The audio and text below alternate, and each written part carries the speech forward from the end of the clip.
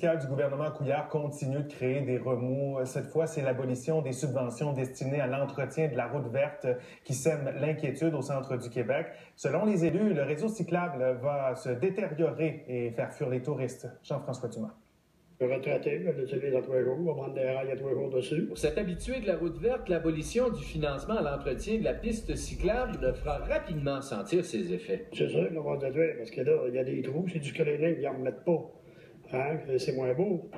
Cette compression provinciale de 2 800 000 $ créera un trou de 52 000 $ dans le budget de Réseau plein air Drummond.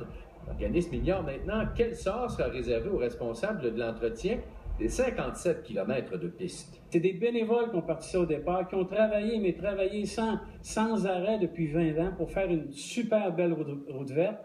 Et tout d'un coup, on nous dit, on l'entretient plus, c'est pas important. Alors, c'est sûr qu'on trouve ça vraiment inconcevable. Pour plusieurs élus du centre du Québec, la perte de cette subvention va totalement à l'encontre des valeurs véhiculées par le gouvernement depuis les dernières années. Questionner des structures, moi, j'ai aucun problème avec ça.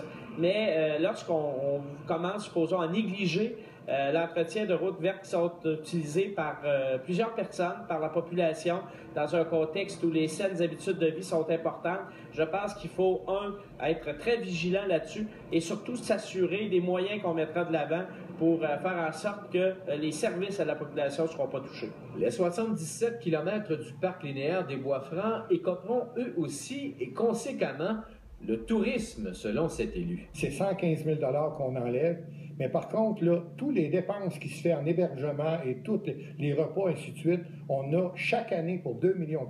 Ce cycliste, dont le vélo est l'unique moyen de transport, espère quant à lui un changement de cap des élus provinciaux. Il faut au moins 100 km par semaine. Et puis, je trouve que on est chanceux de les avoir, sinon ça peut être très dangereux sur le bord des roues, des routes, tout ça.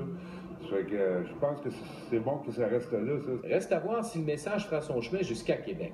Ici Jean-François Dumas, Radio-Canada, Drummondville.